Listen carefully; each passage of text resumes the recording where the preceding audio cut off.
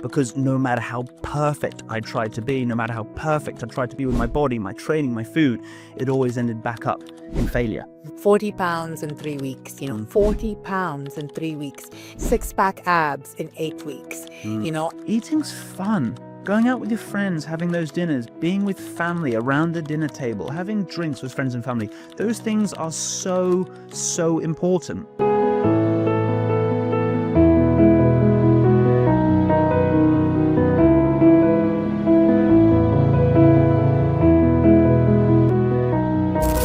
Hi, everyone. Welcome back to Breaking the Cycle. Today, I have with me a very special guest, someone that I've been waiting for to come on since last year sometime. Yeah.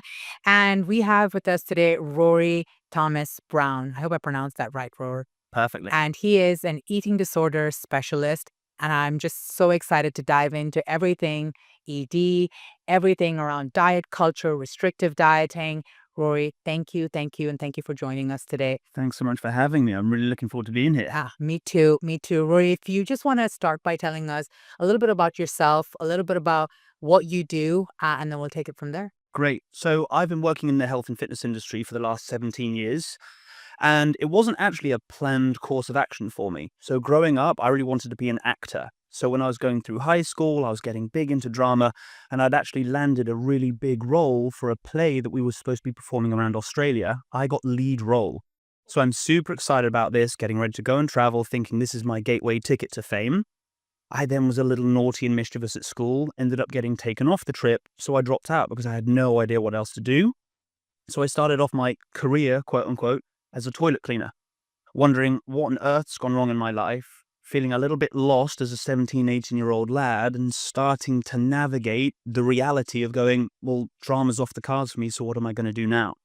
So my parents, to keep me out of trouble, they signed me up to a gym. So I started going there and working out, and I really fell in love with it pretty quickly. And I thought, hey, I love speaking with people, I love socializing, and now it seems like I really love working out. Why didn't I put those two things together and become a personal trainer?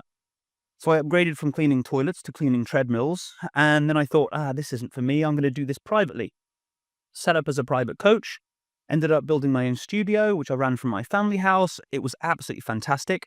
And then to tie in my personal story with this, I was in a relationship at the time, and we'll speak about relationships in the show because I think this is a fascinating piece. I really struggled with the notion of not being good enough. Right? This was the sort of the mind-made prison narrative that I was living in. And slowly but surely, just the subtleties of the gym and the training and nutrition, it just started to take a little bit of a sinister influence in my life, to the degree that, I started becoming very, very obsessed with training, incredibly conscious about my body and body image. Food then became something which was very, very disordered. I was either incredibly strict, eating clean, as you know from your own personal journey, or then going completely AWOL and getting stuck in that binge restrict cycle. And it was just this perpetuating, reinforcing cycle that I wasn't good enough, because no matter how perfect I tried to be, no matter how perfect I tried to be with my body, my training, my food, it always ended back up in failure. And push came to shove, Natasha, when I got to a point where I didn't want to be alive anymore. And that was such a savage chapter of my life, because I'd been this happy-go-lucky kid on the stage, loved performing, loved acting.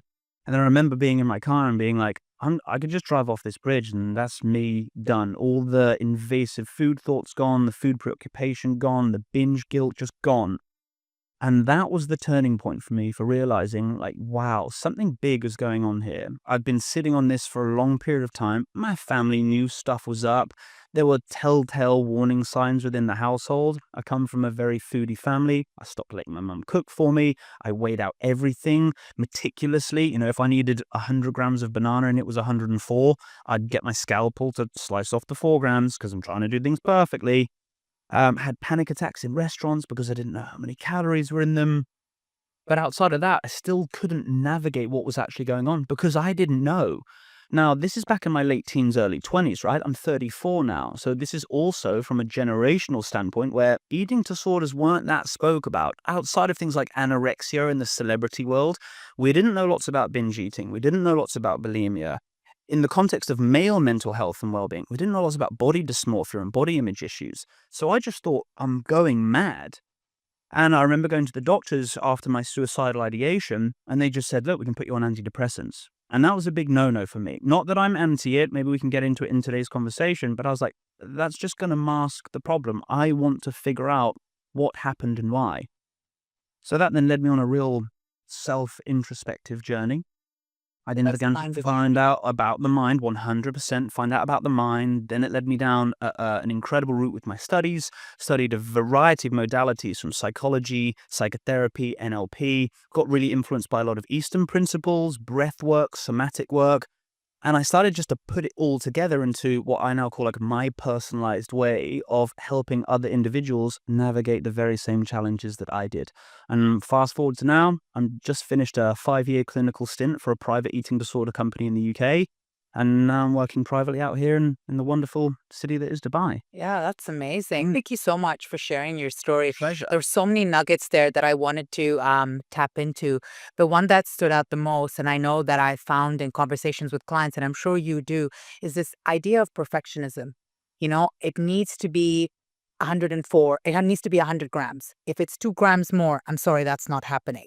It needs to be this way. If it's not this way, then everything's thrown out the window. There's this whole concept when it comes to binge eating in specific. And please, if you could also talk about the other spectrum, which is anorexia as well, and how it impacts them. It's that I'm either doing everything perfectly and my day is perfect and I can give myself a big green check mark, or if I have even one idea or thought or act in that day that's off, that's it, I'm signing it off. It's a binge day.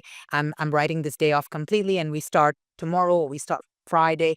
How did that play out for you, and what's really going in an individual's mind when that's happening? Beautiful question. So fundamentally, I believe that everyone's suffering comes down to the fact that they are, to some degree, living in what I refer to as the mind-made prison.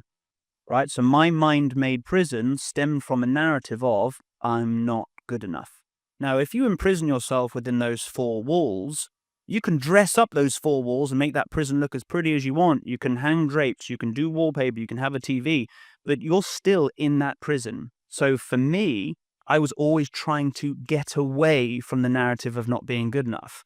And what did I attach to that? Well, if I'm perfect and have the perfect body and da-da-da-da-da, all attaching these sort of future ideals, then I'll be worthy of love. But actually, the work that I do with individuals now is, rather than dealing with the what I call the superficial problem, because look, let's be honest, food isn't actually the problem. Food is the presenting symptom. The anorexia, not the problem. It's the manifestation of, same with binging, same with bulimia. And it's all, if you link it back, it's all an extension from some form of self-perceived inadequacy. That who I am is not good enough, not worthy enough, not beautiful enough, not safe enough. And so when I help individuals unpick that narrative, then we get to explore the truth behind those statements. So like I said to you, a lot of my stuff, when I link it back throughout childhood, this narrative that I was carrying, it didn't stem just from one event, right? Again, when we think of trauma, there are degrees to trauma. And Dr. Gabor Mate, if you're familiar with his work, the way he's always described trauma is it's not necessarily about what happened to that individual. It's about the meaning that they attached to what happened about themselves. So there are a number of things that happened, like in my relationship, that to me, on paper, they're just neutral events. They're just events that are happening in a relationship. But to me, they fueled my story. Now, if I'm living in that story, everything is a reaction. Everything I do is a reaction to that story. But actually, when you diffuse the truth of that story, all of this superficial stuff starts to dissipate. And that's the way I work with my clients. Absolutely. That's spot on Mhm. how it needs to be. The control element that comes in, because there's a sense of control that you feel when you tell yourself, you know what, even though I'm feeling like I'm not good enough, if I do this, it's going to give me that sense of control that I can grasp the situation at hand. What is that individual feeling? What did you feel in that situation when you were controlling that 2 grams, or that those moments, right? What was the satisfaction that you were getting? So, what you're feeling in that moment is anxiety, Mm, right? And the anxiety is fueled, if we think, our thoughts generate our feelings. So anxiety is the manifestation of the thinkings that I'm having beforehand. So for me, it's if. If it's not like this, then. If I'm not perfect, then I'm going to gain weight, which reinforces the fact I'm not good enough. Again, you just picked up on the notion of perfectionism and how it ties in with control. The way I look at perfectionism is the pursuit of being perfect, but it's being driven by someone who does not believe that who they are is good enough. That's all perfectionism is, right? So it is, if I'm this perfectly polished version of myself, then. Now, if you think about what you are creating for yourself there, it's conditional rules. Conditional, right? Rumi has a beautiful quote. Yep. And he said, your task is not to search for love, but to search for the barriers within yourself that have stopped you from receiving it. Right? Now, when you really get that, all of us as human beings, Natasha, we all need to feel seen and feel heard to feel loved. So many people have experienced a number of chapters and circumstances and experience in their life, which we might call traumatic. And those traumatic events, rather than that individual leaning into what was actually needed during those times, which fundamentally, I believe everything always comes back to love, they then strive to cope, right? So now everyone's got coping mechanisms, be that drink, drugs, food, alcohol, porn, gambling, you name it. But again, these are all the superficial symptoms to what's actually going on in that person's life. Does that make sense? Absolutely. Yeah. Absolutely. I love that. And how do we, the question I always get asked, and I hear this from my binge eating clients, is I wish I was on the other end of the spectrum. At least I wasn't, at least I won't be eating then, you know? And so, given the fact that you deal with clients on both ends, the anorexic end, the bulimia end, the binge eating end, um, what makes an individual pick one over the other? Is it life circumstances? Is it environmental? Is it family upbringing? Do you see any patterns or developments there? It's a really good question. And do you know what? I wouldn't say there are any patterns per se from someone who's driven towards anorexic behaviors versus someone who's driven towards more bulimic or binge eating. I would say the fuel source is still the same, and that we come back to that mind-made prison analogy. And someone's form of control might be to not eat. Someone else's form of control might be to eat, but it has to be perfect. It's got to be these measurements. I've got to be tracking everything on MyFitnessPal and weighing out all my food. So it still comes back to the control piece. But again, control's a funny one, because if you really stop and think about it, there's very little in life that we actually can control, right? Right now, it's just you and me. We're here. I can't control anything I said 5 minutes ago, and I don't really know what either of us are going to be saying in 5 minutes' time. So the concept of control is illusionary, right? And the more you think you have to try and control, the greater the fear you will experience of losing it. And that's the pattern that people find themselves in. And if you are living in fear of losing control, there's your chronic anxiety. And then this is the next problem. You now go to the doctor and you tell them that you have anxious periods or anxious states, and the doctor now labels you with chronic anxiety. So now I've put you back into another mind-made prison, which is I have anxiety. I'm labeling myself, which if I'm labeling myself with I have anxiety, I'm identifying as being an anxious person. And what am I going to try and do? I'm going to try and get away from that again. But it's not actually true, right? If I cut you open, I'm not going to find a label that says Natasha anxiety. No, it's just a story. So it comes back to the power of the language that we use, because the power of the language that we use so influences the thoughts that generate our feelings, that generate our actions. It's always that. That's what I always come back to. Yeah, absolutely. I mean, I'm high functioning anxiety. And when I went to the doctor, exactly like you, he said, here's a slew of pills that you can take to kind of be back on track. And I said, absolutely not. I'm not doing that. I'm not doing that whatsoever. And he said, do this or struggle for the rest of your life, is what he said. And that wasn't the solution. And it's so sad to see how these pills are just handed out left, right, and center. The individual, and I'd love your take on this, but these pills, I mean, as helpful as they are, and I believe some people do need them, right? But sometimes in some situations, I feel that they're not allowing the individuals to actually dig deep. There was something I seen on your Instagram that said you have to choose your heart, right?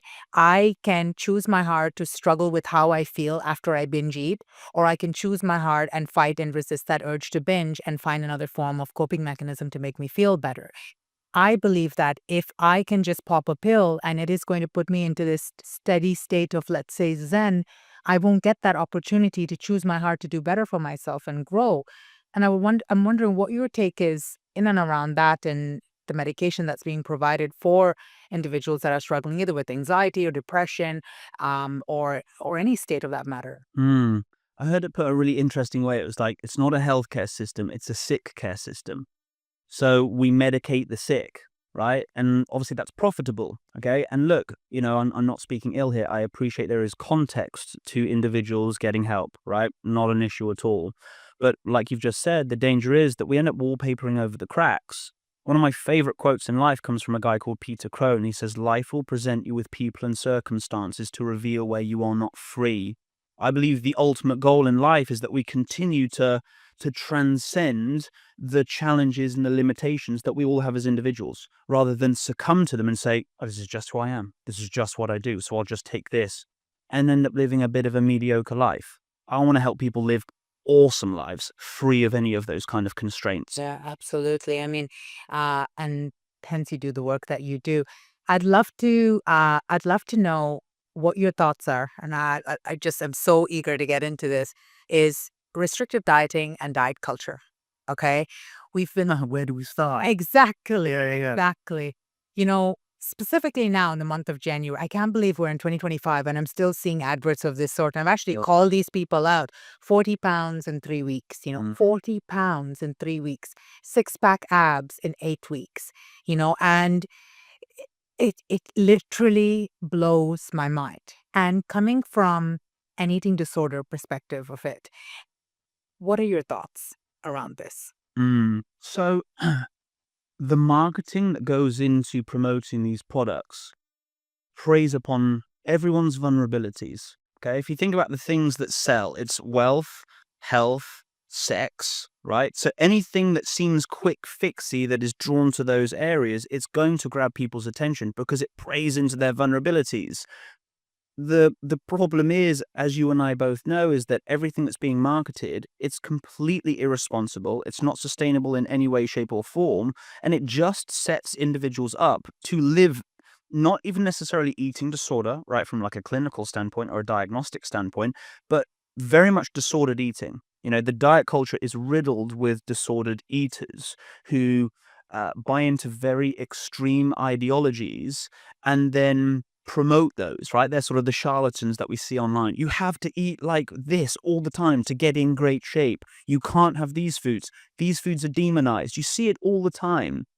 And all that ends up happening is we are becoming a society that is so far removed from what health actually means. If we really take the true concept of health, especially in the context of food, look, you and I both know the importance of promoting a diet, and not even diet. Let's lose that word. Just a lifestyle that revolves around looking after yourself, eating nutrient dense foods.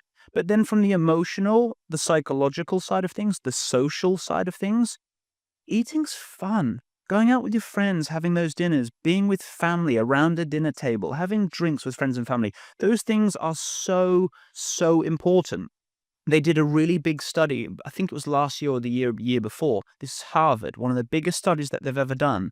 You want to know the biggest contributing factor to people's poor health?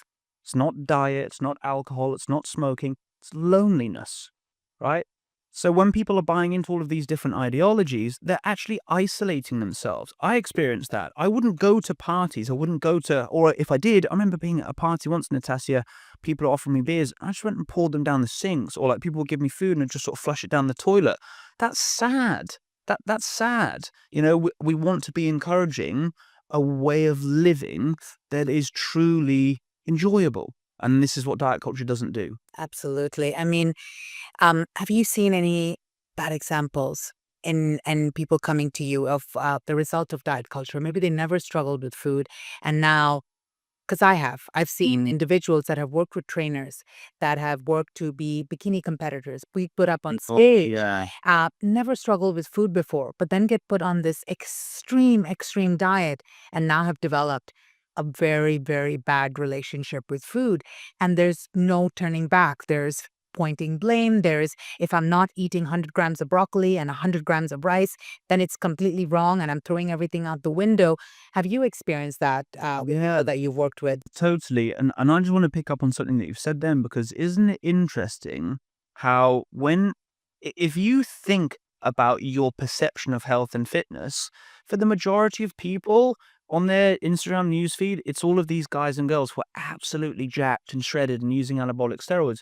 But that's not actually health and fitness. That's bodybuilding, right? And it's not a particularly healthy pursuit, as you've just explained with some of the clients that you've worked with. So there's so much more to health than just the aesthetics. I think that's the first thing. And, going back to the key of your question, yeah, I've come across loads of it. Or again, people buy into, look, even MyFitnessPal. I've had clients who've gone, oh, I've just typed in my weight and da-da-da on MyFitnessPal and it's popped up my calories and it says 1,200 calories. I said, don't you dare do 1,200 calories. Don't you dare do that, right? These extreme dietary protocols that companies, food prep companies, fitness coaches put people on, I don't think people understand the repercussions from it. And obviously, when I worked in a clinical setting, everything was really done by the book, so we had blood work done, we had clinical dietitians overseeing things, we had an endocrinologist, like it was really, really in depth. The amount of athletes who were underfueled, the amount of recreational exercises who were underfueled, I don't think any of them appreciated the harm that they were doing on their bodies. Because look, on paper, you're lean, you can see your abs, this all looks good. Yeah, but you've got no libido. All of your sex hormones are completely downregulated. You don't have periods anymore. So again, when we're addressing health, it can't just be about this external. It has to be the internal too. Absolutely. It's shocking. It's shocking to see. Even, I remember the first time I had to work with a bodybuilder, and she came to me and there was so much shame. There was so much shame around it. And I believe this is something that it happens more often than it's actually being talked about, specifically for people that go on stage. And she said, Natasha, I can't talk about this. I can't talk about this to my trainer. I can't talk about this to my coach. I come from a family of bodybuilders. If I tell them I'm losing control around food, what would they ever think and say about me? And so then it just gets shunned to the side. No one talks about it. Get over it. At least you're showing up. On the other spectrum of things, focusing primarily on binge eating, there is this, I am yet to meet a client that wants to get a hold of their binge eating without focusing on their weight, right? That's always the forefront. And that's it. I'm losing control around food. I want to get a grip of it, but I also want to lose weight.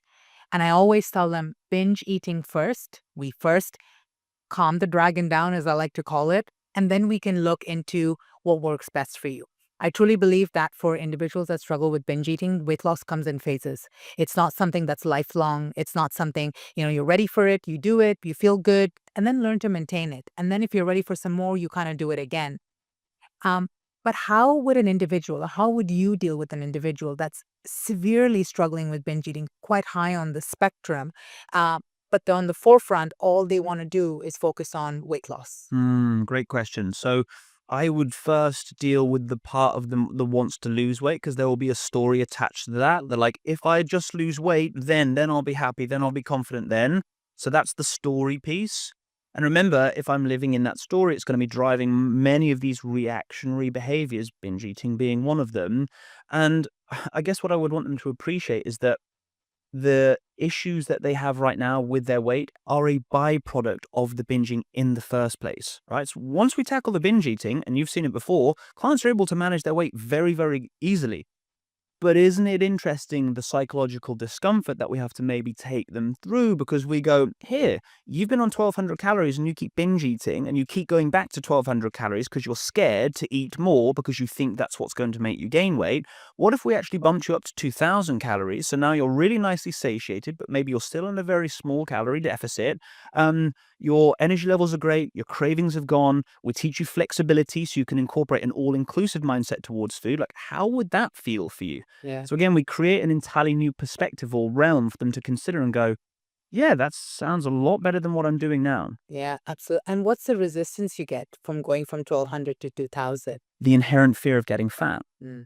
Yeah, always, always. That is such a big driving force for people when it comes to food, this inherent fear behind getting fat. But again, I then pick underneath that. It's because of what they attach. It's the meaning that they attach what being fat is, right? So again, I've worked with individuals who got bullied back in the day at school. right, who got called the fat kid. So now they have such an inherent fear based on past traumas. And remember, past hurt informs future fear. So, oh, because that happened then, what if I get into a relationship and I'm overweight? What if it's that again? I'm going to be unlovable, right? As opposed to when you buy into that narrative of being unlovable, you don't treat yourself very well, right? And what does everyone actually need a lot more of? Love. But where do we search for it? Outside of ourselves. How do we do that? Bigger house, better car, uh, whatever procedures I'm having done on my body, have the six pack, be the body. It's all external. It's all a facade, Yeah, right? absolutely. I mean, I agree. I think about my time when I first lost my weight, and I didn't realize how much I struggled with binge eating then.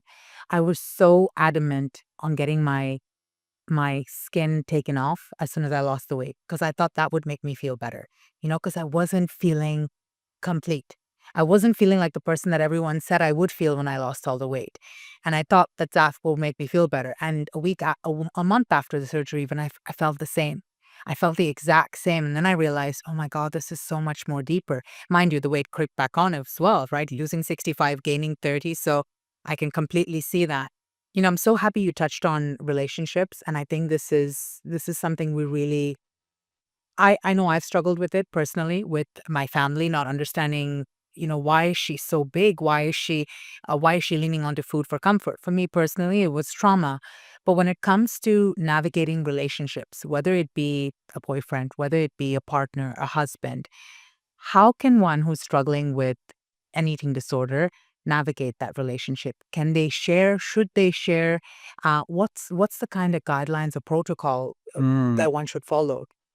Well, if we look at the quality of relationships, I would suggest that they are based around one's ability to show their true self in the absence of any mask, right? Or egoic facade, right? I need to present myself as this amazing person in order to be worthy of love. No, just present yourself as you, warts and all, right? Where so many people fall short in relationships, even in the absence of binge eating, just relationships, period, is the communication skills. Now, typically, when we think of communication, it's what we're doing now. We're talking to each other, right? But actually, I would suggest the most important part of communication is in the ability to listen, right? How many people in relationships don't actually listen to one another, right? I talk for a little bit, they talk for a little bit, I talk for a little. Who's actually listening? And I think that's the missing key component in relationships is to what degree can your partner just hold space for you so that you can share in a completely non-judgmental way? Like, hey, I've got something going on right now and I just need you to sit and listen whilst I share this with you. That's powerful. And I know it feels scary because underneath it, there's that, what if they judge me? What if they think I'm weird? What if well, hey, even if they did, that's not your person because that's on them. It's not a reflection of you. It's a reflection of them and their inability to be able to hold space. It might trigger something in them that they're not dealing with. But I think the power of really being able to be listened, remember, as human beings, we all need to feel seen and heard. It's really hard to do that if people aren't listening to you. That's why so many people benefit from therapy and just having someone, a complete stranger, that they can completely speak to in an unfiltered way. I believe if more people learn to do that in their relationships and in their friendships, we wouldn't need as many therapists. Yeah, absolutely. Absolutely. It always boils down to communication. Now, what if the individual that you're trying to explain to um, doesn't believe in the eating disorder or pretends like it doesn't exist, pretends that you're making it up, they don't believe in binge eating Mm. or things of that sort? The person who's struggling with it or the person that they're speaking to? The person they're speaking to.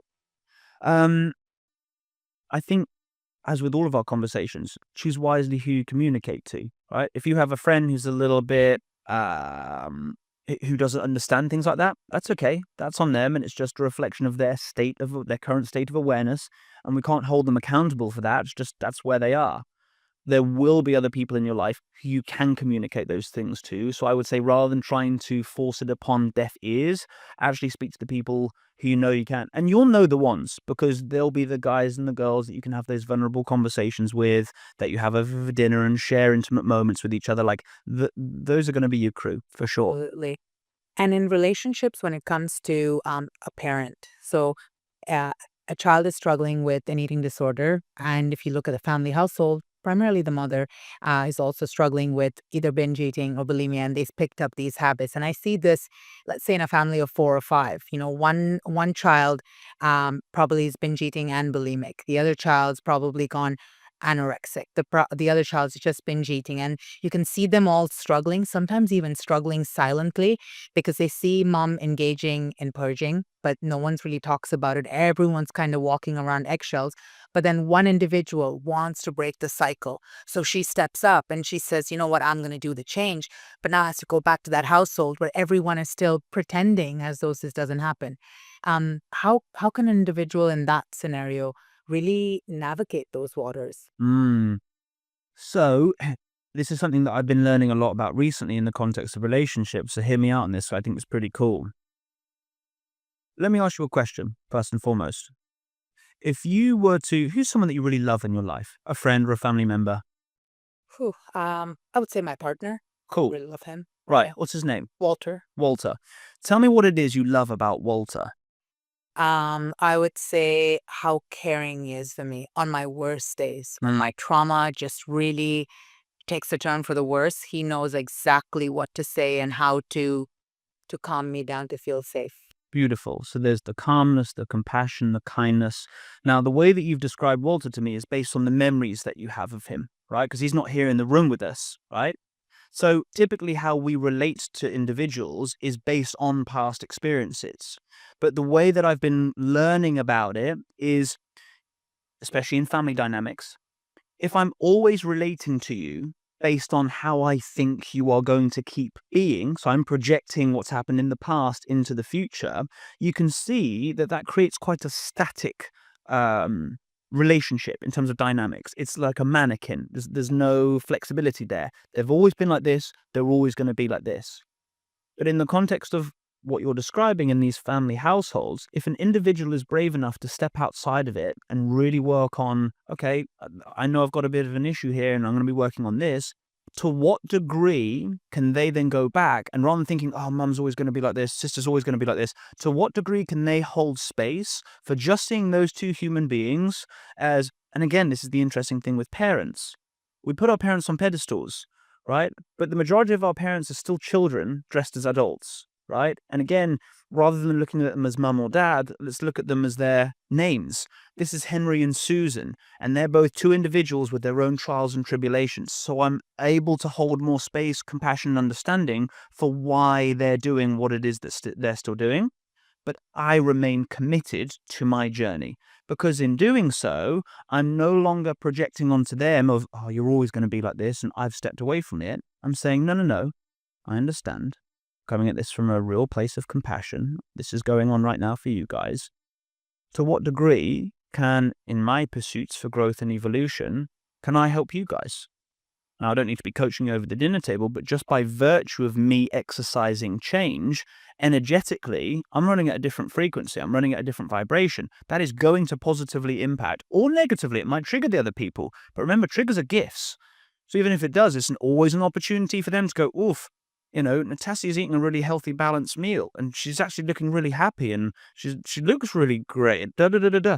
Maybe that's the catalyst for them to try something. So it's one of those lead by examples, I would say. Absolutely. I always say be the change. Totally. Be the change. Totally. And I'm with you 100% on that, especially in the households that, you have to walk around eggshells and pretend that it doesn't exist. I really love that response. On that note, when it comes to healthy eating, because I know I see that that's something you talk about on your profile as well, eating healthy, looking at food, eating things that make you feel really good, because there is the psychological aspect of it, right? That I need control. I want things to be perfect. I want to eat. I want to eat large amounts because I want to suppress my feelings. I don't want to feel lonely. I don't want to feel sad. But there's also the physiological reactions of the types of foods that we eat, that what we put in our body. And it's not just about you and I sitting here and saying, hey, you've got to eat all the healthy food out there that's going to make you feel good. But if you can go a little bit into why an individual struggling with an eating disorder shouldn't just go for the eat it all approach, like embrace the food approach and actually look into embracing good, healthier options. So again, if we, go back a few steps, one of the key things that you mentioned, yeah, we've got the psychological, we've also got the physiological. So in the context of someone's recovery journey, ensuring that they're fueling themselves enough is always going to be the priority. I've had clients who have come to me in the past who have just had therapy with no nutritional support. And there are limitations there because you can do as much therapy as you want. If you're still restricting, if you're still in that all or nothing mentality, you will still be stuck in a binge eating cycle. So we address the physiological side of things. And then from the psychological, you said these individuals, they're eating to suppress their emotions. People use food and they classify it as like a source of comfort. I'm comforting myself. No, you're not, right? Because it's not actually a source of comfort because of the aftermath, the shame, the guilt, and so on and so forth. People say, oh, I'm using food to distract myself from it. No, you're not. It's an avoidance strategy. You are just avoiding what is actually going on. And there's a great quote that speaks to me now from Carl Jung, what you resist will persist, right? So the more I continue to resist what is actually going on in my life, be that sadness, loneliness, boredom, whatever, the more I continue to resist it, the more I will convince myself. Remember, we soothe ourselves with the stories we want to believe. I'll convince myself that, oh yeah, this food's going to make me feel better. No, it won't. It's just a really great avoidance strategy and you've just gotten really good at it. But the part of you that doesn't feel good, that uses food to feel good, will never feel good. Does that make sense? Yeah. Absolutely. There's that two-pronged approach, always. Absolutely. And then the nutritional aspects of food. So when you are, let's say, speaking with a binge eating client or speaking with someone that's purging, what are some of the nutritional elements that you bring in for them not to now become obsessive over the healthy food aspect of things, but just the approach that you bring in for them so that they feel like, I feel balanced, because that's what we're trying to achieve. I feel balanced. I don't have to be all or nothing. I don't have to be one extreme or the other. I don't have to be dieting and losing weight or binging and gaining weight. I can be this happy medium in between. And so what does that look like for an individual? I think this takes us back to the diet culture chit chat in that a lot of people actually need educating around the fundamentals of nutrition. And really, there are some quite simple fundamentals when we really start to explore it that can be mind-blowing and very, very impactful for some people's lives. When people appreciate it, they're like, oh, wow, I can have a cookie and that's not a bad food and it doesn't mean I'm just going to gain weight because I had it. It's like, yeah, for sure. So I think there's an educational component in there first, and then the educational coincides with the practical guidelines where, look, I want to meet you where you're at. Okay, let's sit down together. Let's look at a typical day in the life. Oh, you skip breakfast. Oh, and then you just have a salad at lunch. Oh, okay, no wonder you're so incredibly hungry by 3 p.m. in the afternoon, and that biscuit then turns into a pack, which turns into da da da da da da da. So then in the educational thing, I'll say, well, look, breakfast is actually a really important meal, especially for women. Great for balancing hormones, blood sugar levels, satiety. Let's look at the kind of breakfast you do have or have had in the past. Then we can build from there. Oh, you normally just have toast? Okay, I mean, that's better than nothing. But what if we were to make it a little bit more balanced? Here's what a balanced meal looks like. We want to have some proteins. We want to have some carbohydrates. We want to have fats. Here's some more education on what those macronutrients do for you. Let's play around with this portion size. Feels a little uncomfortable? That's good. It's because it's new. If it felt familiar, you're skipping breakfast again or you're just having a piece of toast, right? A lot of people, when it comes to change, they resist it because that fear component is, oh no, this feels uncomfortable, right? It's not that it's actually uncomfortable. It's just unfamiliar. It is new. Try it. What's the worst thing that's going to happen? You feel satiated? You feel energized? You don't binge that day? That doesn't sound too bad to me. So it's that step-by-step approach, Natassia. Education and then implementing protocols so they understand why they're doing what we're talking about doing. I'm so happy you spoke about breakfast. I had a video on Instagram that went viral. I think it was 5 million, 7 million. I can't remember. And the video was the importance of breakfast, right? And I put it in the context of emotional eating on how anyone that struggles with food should not be skipping breakfast. It should be the most important meal of your day. And people in the comments tore me to pieces. They were like, breakfast means break fast. What are you talking about? In this day and age of intermittent fasting and autophagy and new cells and things of that sort. And it was crazy to a point where I just disconnected because I know, and I'm sure you've seen it as well, the most important meal when it comes to struggling with food is breakfast to set the tone for your day. Because what tends to happen specifically with binge eaters is that they binge all through the night or through a certain period of time.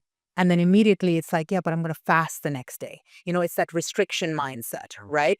And so I want to get into that binge and restrict cycle because that's what's playing out. And this is why I very importantly put it in the context of emotional eating, binge eating. For an individual struggling with binge eating and that binge and restrict mindset, why is breakfast important? And why does that cycle play the way that it does? So, fundamentally, your body requires X amount of energy throughout the day, right? If you wait prolonged periods of time until you start to give your body that fuel, if we look at our hunger hormones, right? So we have two really important hunger hormones. Ghrelin gets secreted at normal meal times. So for me, if I normally have breakfast, lunch, and dinner, ghrelin gets secreted around those times, preparing me to eat. Then I eat a really nice balanced meal, and my body then secretes leptin. Leptin is what we call our weight management hormone. Why? When I'm full, what don't I think about anymore? Food, right? So starting off just by educating people around that and the importance of satiety, because I don't know about you, but a lot of clients are fearful of being full because full means I've eaten too much because they associate it with like the fullness of a binge. So knocking the binge restrict cycle and coming back to the importance of breakfast, if we, and I like the way that you say it, it's like starting with the right tone. Because from an intentional standpoint, if I am consciously creating a really nice, beautiful meal that I enjoy eating, that satisfies me and satiates me, that is symbolic of me being committed to doing something different. Because remember, if I'm not committed to curating something different, I'm running on autopilot. What's autopilot? Skipping breakfast and finding yourself in the binge restrict cycle. So breaking that habit is going to feel not uncomfortable, but unfamiliar for someone who has been stuck in that binge restrict cycle for such a prolonged period of time. So if we start ourselves off with a really nice balanced meal, I'm going to have great energy. That's going to be balanced until around lunchtime, where then I'm required to eat again. Okay, and I'm going to have something again which satisfies me, both mentally, physically, emotionally, because all of those components are important. That will take me through till maybe an afternoon snack or even through till dinner time, by which point, and this is one of the biggest things, I've barely even thought about food. Because one of the biggest issues for people is if I underfuel myself, not only am I going to be experiencing a lot more hunger, but where's my preoccupation? My preoccupation is towards food. Typically, these people who are stuck in the binge restrict cycle have distinct food rules. I can't eat this. I can't eat this. What foods speak out to them the most when they're preoccupied? It's the ones that they're always telling themselves they can't have. They have a little bit of it, and boom, all hell breaks loose. Absolutely. I mean, I think about my binge eating days, and I tell myself, oh, I mean, if I've had one now, I might as well have the whole pack, right? It's that entire philosophy of I've taken one, I might as well eat the whole box. Yeah. And it's so crazy how it played out, and awareness around it is so big because once you see it, you can't unsee it Absolutely. whatsoever. On that note, one of the takes that I want you to give your opinion on, please, is intuitive eating. And I believe intuitive eating has become really loud in the space of the past 3 to 4 years. I see many binge eaters finding or looking for recovery in that intuitive eating approach. Um, for me personally, in order for you to become an intuitive eater or to take on intuitive eating, you need to be in connection with your intuition, something that a binge eater has no clue of in the beginning, right? They don't know those two hormones, the ghrelin or leptin. They don't know hunger. They don't know fullness. So again, I believe it's a scam that's being put out in the market, encouraging binge eaters to have a free-for-all, eat as you please, eat till your stomach feels really full, which in its own shape or form is actually fueling the behavior. What are your thoughts on intuitive eating? So I refer to it like intuitive eating's become this buzzword, right? It's almost like another diet. Yeah. Um, I use the term instinctive eating. Okay, so I eat instinctively, which means there are days where I'm really hungry, so I end up eating a little bit more, especially if my activity levels have been high. And there are other days, by virtue of not doing as much, where I might not be as hungry. And likewise, I might have some rest days where I'm not doing a lot and I'm really hungry. But the instinctive approach is honoring that. Now, you can't just start there. Like you said, if you are so out of tune with your own intuition because you have ignored your hunger signals and then ignored your satiety cues for such a long period of time, it's going to take time to rebalance. So the way that we would always work is you've got to have a bit of a mechanical plan of action, right? Let's teach you just to start off with getting into the routine of regular eating. Let's get you into the routine of introducing some of these foods that you've been avoiding in a really nice, sensible way. Let's do that for a prolonged period of time, right? Now, how are you feeling? Okay, great. You're starting to feel more relaxed around food. Great. You're noticing a little bit of what hunger feels like. You've had a nice portion of X, Y, and Z for your breakfast. You feel satiated and energized. Fantastic. Then we just continue to build from there. This is the whole thing around confidence. Confidence is conditional. You're not just born with confidence, okay? If I got you to come and do a brand new podcast for the very first time, you've never done an episode before, you'd feel really nervous. But you've done loads now, so there's that level of competency. So in the context of people's confidence with food, it's gonna come from repetition. And a lot of people don't give themselves enough time. So trust and patience are going to be two very, very important virtues when we're working on this mechanical eating that then, eventually will lead to intuitive eating because you won't even need to think about it. I love that. I love instinctive eating. I love that. I want to go back to your personal story and where you've come from the whole control aspects of things. Because the journey is ongoing, right? I don't consider anyone healed. I say it's healing. We keep going on this journey. What does that look like for you now in day-to-day life, coming from where you've come from, doing what you do, having these conversations on a daily basis? What keeps you in rhythm? What makes you show up and not go back to that version of you? That's really interesting. So here's the way that I would describe it. I'm all for healing, right? So I have completely healed. I don't have anything at all with my body image, with my food, with anything at all, and haven't done for years and years and years. So now I'm in a position of what I call evolution, right? I just get to keep evolving and growing. And that's in my business, it's in my relationships, it's with my family, friends, so on and so forth, my personal development, my physical health. It's just this constant state of growth and evolution. Now, the reason why I highlight that, it's an important distinction. Lots of people are in this perpetual state of their recovery journey or their healing journey. But underneath that, what are they actually still reinforcing? That I'm not good at that. Bingo. Or that I'm not healed. Or that I'm not okay yet. Right? But when I get over here, then I will be. Over there doesn't exist. Outside of language, outside of words, your future doesn't exist if you really think about it. Neither does your past. It only ever exists in language. And language, the language we use, creates the constraints, this mind-made prison, that we stay stuck in. So I love the idea that I'm healed, and I fully acknowledge that, and now I'm in the stage of thriving and evolving in so many other different areas of my life. Otherwise, I'm still reinforcing the fact that I've got a problem and now I need to manage it. Well, that comes back to our labeling problem before. Oh, I'm a recovering binge eater. No, that's the label that you're giving yourself. You have binge eaten, whatever, binged in the past, but that's not a reflection of who you are as a person. And if you think it is, you're going to stay stuck in that for as long as you continue to reinforce that story. Does that make sense, that little distinction? Absolutely. And so what does that routine look like for you now in order to feel that best version of yourself, from maybe working out, maybe eating, what does that routine look like? So first and foremost, I think the power of self-reflection, okay? There are days where I don't have great days, right? Or if I'm really stressed, or maybe, I've obviously only just moved to Dubai. There are times where I'm lonely. Okay, I haven't made a whole bunch of friends yet. My brother's my best friend. My other best friend, they're back in the UK, so I don't get to see them a whole lot. So there are times where I experience that. But the difference now is I allow myself to feel it. It's okay, right? This is something that we've gotten really, really good at as adults. If you think of children throw their tempers and their tantrums, and they have their cries, and they scream and shout. We stop doing that. We suppress ourselves as human beings, and it's that suppression that then ultimately leads to some form of avoidance. So on those days where I'm having a bit of a rubbish day, can I be with that, right? So that's the first powerful thing, okay, is just being able to navigate the reality of the way things are. Not the way I wish they were. Oh, I wish I wasn't lonely. Oh, I wish I had more friends. Well, I don't right now, and it's okay that I'm lonely. So can I just be with this? Because it passes, as you and I both know. So I think the power of self-awareness, that's a really big one.